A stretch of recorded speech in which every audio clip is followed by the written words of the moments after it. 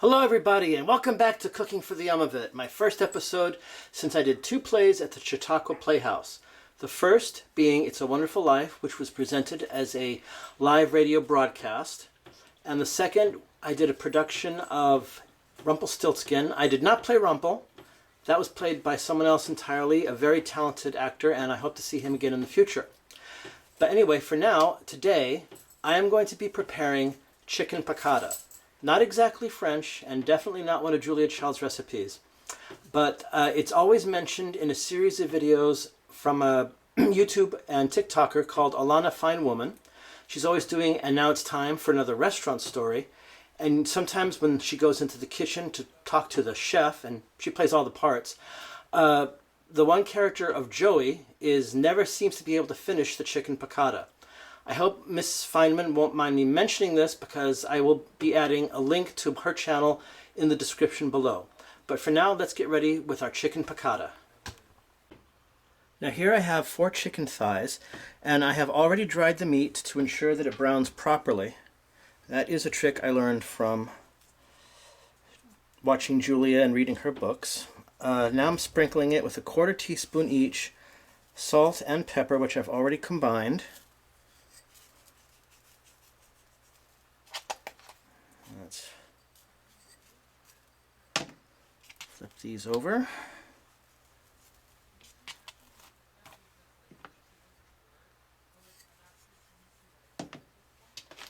And okay. Now we heat a pan to medium high. I'm going to put that between 6 and 7.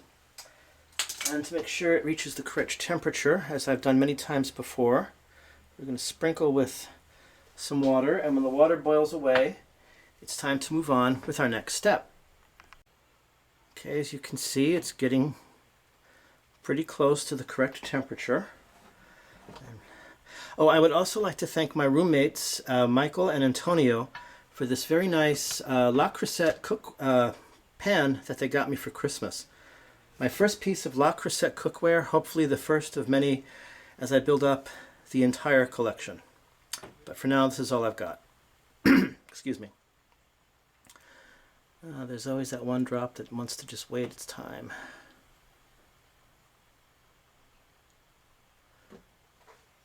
Okay, now we're going to add 1 tablespoon of our extra virgin olive oil. And we then swirl to try to evenly coat the pan.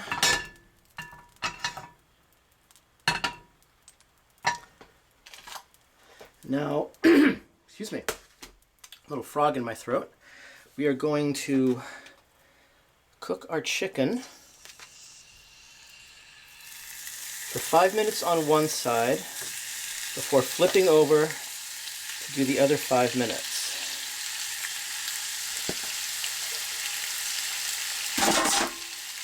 Sorry about that. And I will see you in 5.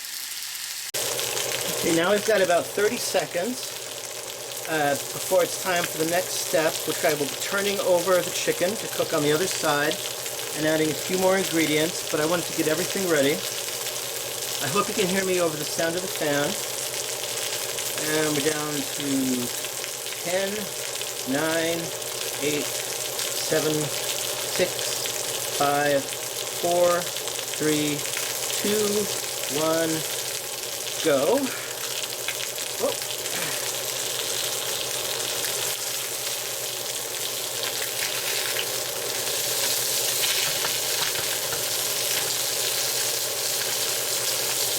Okay, now this part we're going to add some wine and some capers that have been properly drained. Oh, look at that, just bubble away. And 4 cloves of garlic.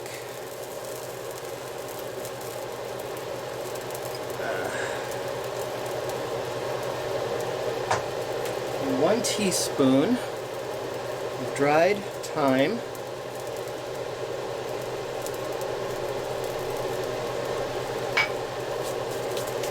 Don't worry, my hands are clean.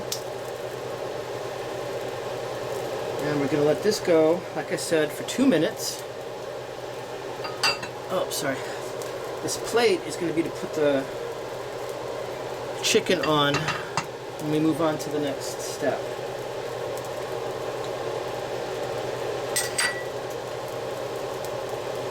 Okay. Now, as I've mentioned before, I am not a professional chef. I'm just someone who likes to cook.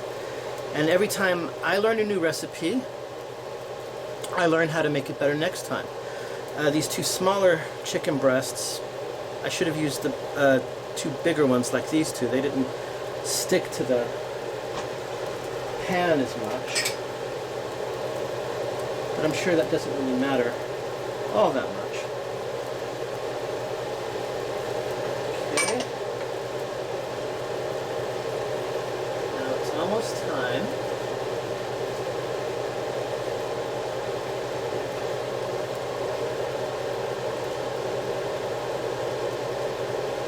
Just need another 8, 7, 6, 5, 4, 3, 2, 1. And that part is done. So let me show you here that the chicken is now going to be put on a pan. I put it next to the burner that I'm using just to help keep everything nice and warm. And you can see that this side is probably better. It has the brown look to it. I should have started on the other side of the chicken. That might have had something to do with it too. Now we're going to add the rest of our salt and pepper. And we can use this to sort of scrape off any brown bits.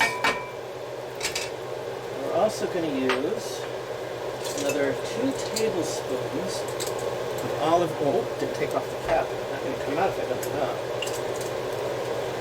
2 tablespoons of olive oil.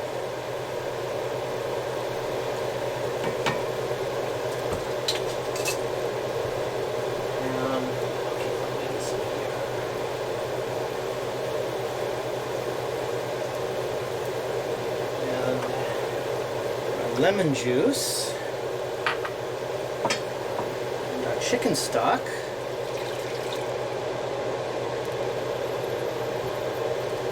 and we're going to bring this to a boil. Making sure I'm not forgetting anything.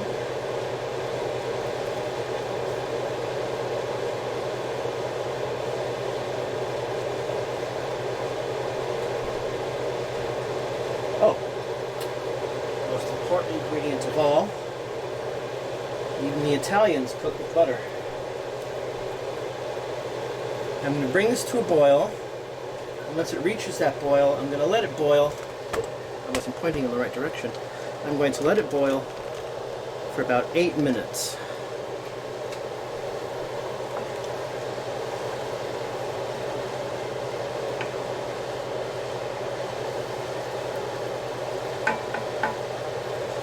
Or actually what it says is bring to a boil, reduce heat to medium, and cook for 8 minutes, and then remove pan from heat. So once it reaches a full-on boil, I will go to the next step. Okay, it has now reached its boil, so I'm going to reduce the heat to medium, and I'm going to let it cook now for 8 minutes. See you in 8. Okay, we've got about 20 seconds now, and you can see how much this is reduced in the time I've been cooking it now. Should make an excellent sauce for the chicken.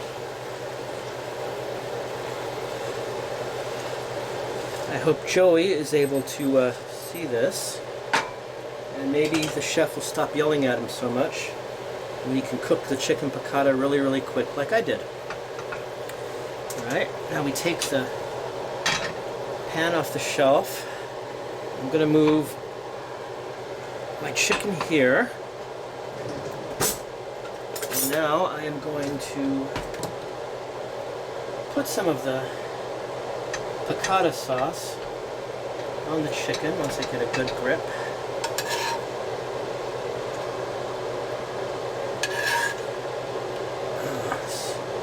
I wish you could be here to see how, to experience how wonderful this smells. It's just fantastic, really.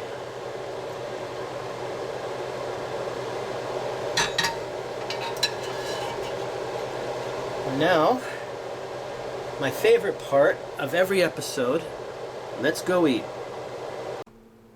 Okay, my favorite part. I've never had chicken piccata before, but I've always heard about it, and this is